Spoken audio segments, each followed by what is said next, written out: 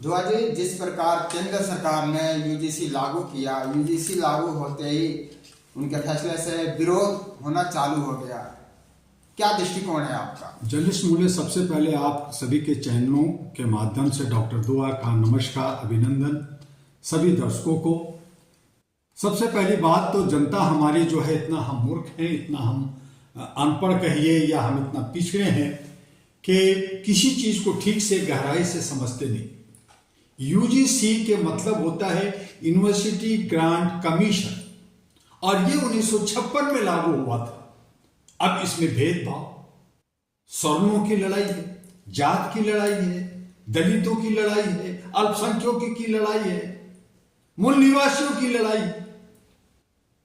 सत्ता का काम है कि संविधान के तहत सबको आर्टिकल 14, आर्टिकल 19 और आर्टिकल 32 और ऐसे बहुत सारे नियम हमारे कानून बने हुए हैं कि सबको समानता के साथ उसकी एजुकेशन और एजुकेशन के बाद उसकी नौकरी।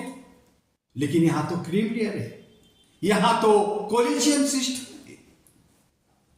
अगर सरकार ये भूल गई कि यूजीसी में सभी को राहत मिलनी चाहिए, उसमें आरक्षण मिलनी चाहिए। हालांकि मैं आरक्षण के विरोधी हूं, आरक्षण खत्म होनी चाहिए। अब रामविलास पासवान के बेटा को क्यों आरक्षण? अब जो है जीताराम मांझी को क्यों आरक्षण? अब जो है मीरा कुमार के बच्चों को और मीरा कुमार को क्यों आरक्षण? ऐसे बहुत सारे जो निम्न तबके के हैं वो बहुत हाई ग्रेड पे आ गए, हजारों लाखों करोड़ों का धंधा पानी करते हैं, उनको आरक्षण नहीं मिलनी चाहिए।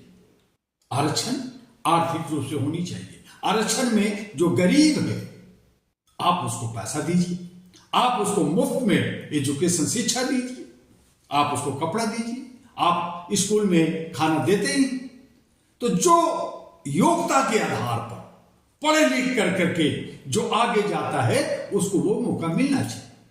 लेकिन क्या है कि वोट की राजनीतिक है, वोट की दुर्विकरण है। नेता लोग सोचते हैं हम इसका भी वोट लेंगे, हम उसका भी वोट लेंगे, हम इधर भी सेंध मारेंगे, हम थोड़ा सा इधर तोड़ेंगे, कभी हिंदू की बात करेंगे, कभी सवर्णों की बात करेंगे, कभी बैकवर्ड की बात करेंगे। ये गलती हो गई कि यूजीसी उन्होंने कर ली। अब सवर्णों का मेरा हक, मैं जो कॉलेज, मैं जो घुसपैठ, मैं जो क्रीमिलियर में घुसता हूं, ये तो सब खा जाएंगे। तो उन्होंने जरा शोर मचा दी, शोर मचा दी। सुप्रीम कोर्ट ने कहा खारिज करो जी। ये महिलाओं के साथ, दलितों के साथ जब रेप होता है, यही जब साधु लोग 114 साधु लोग रेप करते हैं, जब ये लूटते हैं, ये व्यभिचार करते हैं, भ्रष्टाचार करते हैं, तो सुप्रीम कोर्ट सुनने वाला नहीं है। यहां कानून एक नहीं दो है। सबने चीखा, सबने चिल्लाया। अमीर चीखेगा तो सुनवाई होगी, और गरीब चीखेगा तो रोड पे डंडा खाएगा, जेल जाएगा, आवाज नहीं दे सकते। यह मानवाधिकार की हनन है, यह मानवाधिकार पे दखल है, उसको चोट पहुंचाया जाता है। डॉक्टर दुआ ने कहा कि यह सही नहीं है, और इसीलिए विश्वविद्यालय को जो मान्यता देता है, उन्हें आर्थिक ग्रांट प्रदान करता है, उस शिक्षा में मानक जो स्टैंडर्ड्स का तय करता है, शिक्षकों और छात्रों के हितों की रक्षा करता है। ये यूजीसी में भेदभाव क्यों? इक्वलिटी लाना है। यूजीसी ये निश्चित सुनिश्चित करता है कि भारत के विश्वविद्यालय में दी जाने वाली शिक्षा एक सरल, समान, गुणवत्तापूर्ण और विश्वसनीय होनी चाहिए। इसी के अंतर्गत नीट का पेपर होता है जिसमें डॉक्टर्स बनते हैं, इंजीनियरिंग का होता है और कई एग्जाम होते हैं। और अगर उसमें भेदभाव होता है कि आप सवर्णों को तो ये दोगे, बैकवर्ड को ये दोगे, नहीं दोगे, तो ये सब जो नेता कर रहे हैं ये हमारे लिए ठीक नहीं है। और इसीलिए इसको पारदर्शी होना चाहिए, छात्र केंद्रित होनी चाहिए और रोजगार उन्मुक्त होनी चाहिए कि क्या रोजगार मिल रहा है। उस शिक्षा की रीढ़ यूजीसी को ईमानदार बनाना पड़ेगा, संवेदनशील बनाना पड़ेगा और उसको जो है मजबूत करना पड़ेगा, तब हमारा भारत विश्व गुरु बन सकता है। लेकिन ये सब नहीं हो रहा है। अब हिंदू हिंदू लड़ रहे हैं, अब मुसलमान मुसलमान को लड़ाया जा रहा है, अब यादव यादव को लड़ाया जा रहा है, अब जात में धर्म में इस तरह से तोड़ फोड़ हो रहा है कि इनको सिर्फ कुर्सी चाहिए। कोई जनता जाए भाड़ में, अगर उसमें कोई पढ़ लिया, कोई आगे बढ़ लिया, तो उनको फिर कहते हैं अच्छा तो जाओ पकोड़ा बेच लो, थाली बजा दो, और कुछ चाहिए, खाना नहीं मिलता कोई बात नहीं, गौ माता है ना तुम्हारी, माता का मूत्र पी लो, गोबर खा लो। अरे मैं तो शेर हूं, मैं तो गौ को खाऊंगा, यानी हमारी माता को खा जाते हो। और हम जो गाय माता के बछड़ा है, हमें दूध नहीं दिया जाता, दूध भी ले जाते हैं, पनीर खाते हैं, उसका जो है और क्या क्या बना करके खा लेते हैं, और हमें मिलता है मूत्र और ये। तो इस तरह से किसी को कुछ नहीं मिलता। यही हालत को अगर आप देखें तो किसानों के साथ, किसान हमारा अन्नदाता का भगवान है, हमें अन्न देता है, हमारा भोजन मिलता है, लेकिन कहते हैं भैया तुम अन्नदाता रहो, मैं अच्छा अच्छा बासमती चावल, अच्छा दाल, और जो तुम्हारा फसल अच्छा है वो मैं खाऊंगा। जो घून लगा हुआ है, जिसमें कीड़े लगे हैं, जो खराब है, वो तुम्हारी किस्मत का चीज है, तुम जान। दुआ जी, जिस प्रकार CA/NRC जब सरकार ने लागू कर रहे थे तो उस समय धरना प्रदर्शन बहुत हुआ था, बहुत हुआ था। यही लोग हैं, कुछ लोग जो कहते सही कह रहे हैं, पाकिस्तान चले जाओ। हाँ, अभी भी कह रहे हैं। जब UGC आया तो अब इनको ऊपर विरोध कर रहे हैं। बिल्कुल सही कह रहे हैं कि NRC आया तो कहा जी कि कुछ घुसपैठिया आ गया है, मुसलमान यहाँ नहीं रहेगा, उसको बाहर कर देंगे, यानी जात की बात कर दिया, बंटवारा करने की बात कर दी। वो भी कर रहे हैं, अभी भी जनगणना कर रहे हैं, अभी भी जो है ये SIR क्या है, करे इतना घुसपैठी घुस के उसको हम काटेंगे, छाटेंगे और क्रीम बनाएंगे।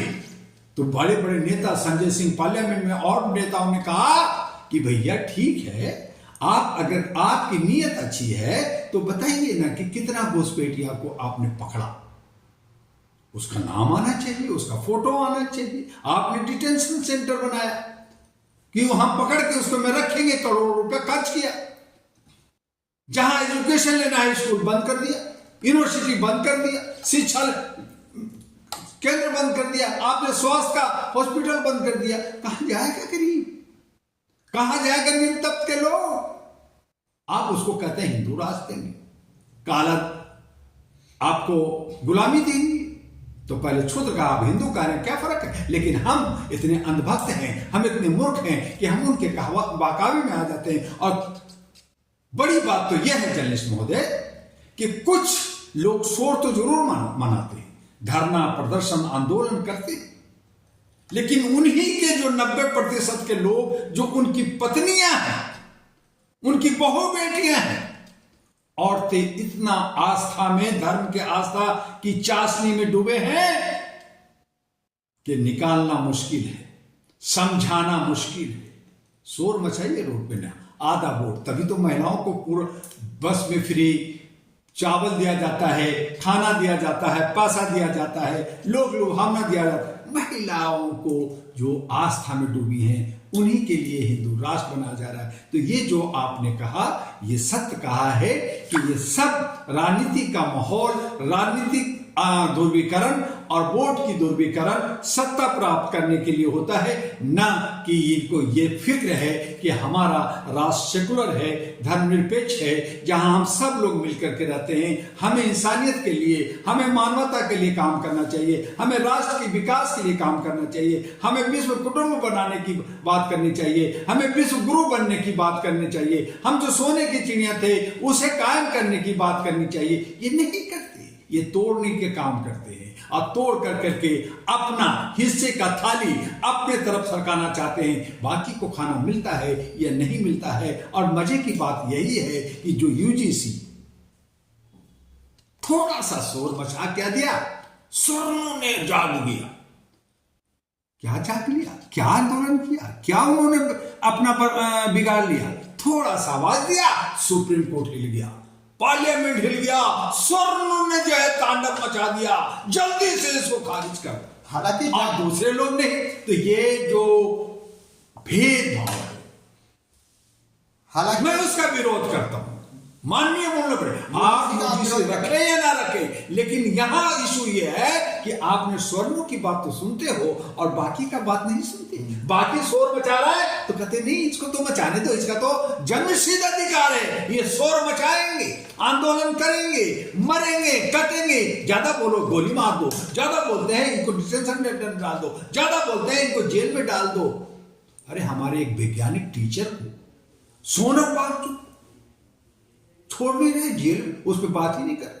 छात्रों को जो आवाज कर रहा है जेल में, मानवाधिकार की आवाज देने वाले लोगों को जेल में, यानी आवाज नहीं दे सकते। तो कैसा लोकतंत्र? लोकतंत्र की हत्या है ये अपराध है, ये मानवता को कुचलने की बात है। तो ये हम जो उम्मीद न्यायपालिका से करते थे कि इक्वलिटी की बात करेंगे, समानता के देश की बात करेंगे, संविधान में रहते हुए सबके लिए हित में काम करेंगे, अब वो नहीं रहा। इसलिए हमें मानवाधिकार के लोगों को और देश के जो 90% दबे कुचले लोग हैं, जिसमें मूल निवासी, अति पिछड़ा और तमाम जातियां जिसको क्षुद्र कहते हैं, वो ठगे जा रहे हैं और उनका विश्वास अब न्यायपालिका पे नहीं रहा।